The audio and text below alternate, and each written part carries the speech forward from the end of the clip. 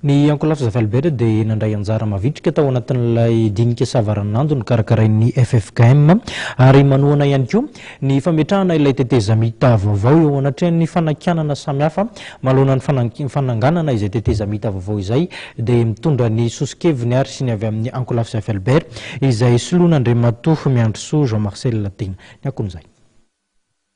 Rehefa ny antso ireo ray aman-dren'ny mpiangonana hoe ndaotsika mba hidinika satria tsy misy eran'izao tontolo izao raha tsy nidinika ihany no ahafahana mamaha olana na basy na fetsifetsena sy mamaha olana. Nohon' zany dia nandray fipetra zany ny FFKM ny antso vondron'olona 400 telo isaky ny vondron'olona zany natao. Tamin'ny voalohany namahana ny olana zany dia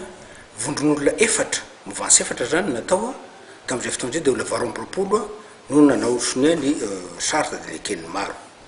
Natao koa taty taorina dia natao olona 110 indray le izy dikan'izany dia olona 550 no nanao an'le fandinihana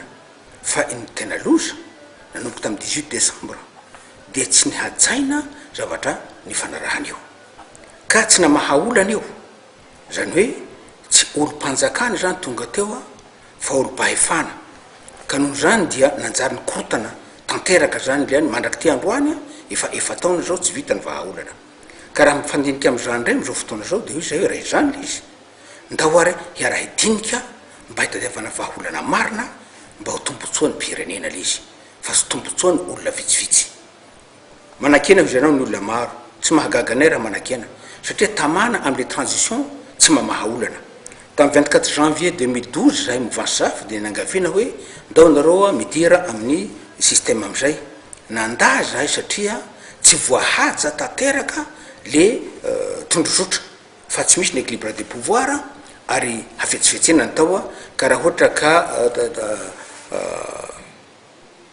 tetezamita tsy hamaha olana fa tetezamita hakana fahefana dia tsy anisan'izany zay satria ny vaoko malagasy efa mitsary tompoko ka dia mampirisika ny FFKM zay hitondra an'izany zavatra zany mba ho fifamelan-keloka mba ho heikeloka